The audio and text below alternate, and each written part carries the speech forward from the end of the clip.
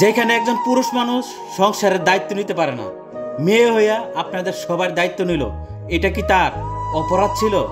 সেই জন্য একটা অন্ধকার ভবিষ্যৎ হাতে এরকম একটা বাঙ্গা হারিকেন ধরাই দিতে পারলেন?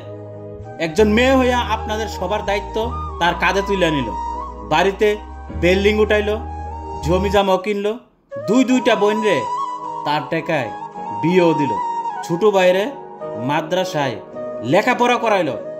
এই সব কিছু কি তার অপরাধ ছিল? সেই জন্য আপনারা মা বাবা হইয়া কিভাবে তার একটা অন্ধকার ভবিষ্যৎ হাতে এরকম একটা ভাঙ্গা হারিকেন ধরাই দিতে পারলেন?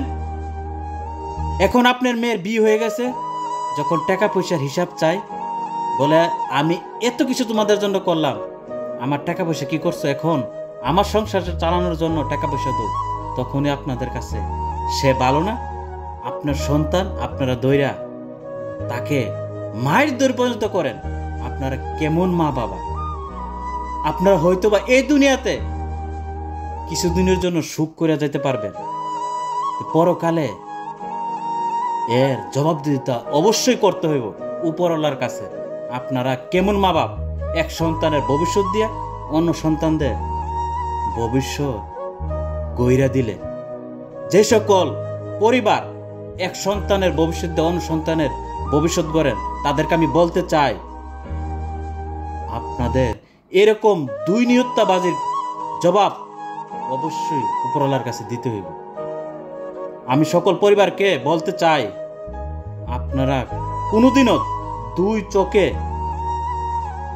সন্তানদেরকে দুই নিহত্যাবাজি করবেন না, সবাইকে এক চোখে দেখার চিন্তাধারা করেন। কারণ এই পৃথিবীতে একটা সন্তানের সবচাইতে আপন হলো তার মা এবং বাবা। তাদের কাছ থেকে যদি সন্তান প্রতারিত হয়, তাহলে এই দুনিয়াতে তারা কোথায় গিয়ে দাঁড়াবে?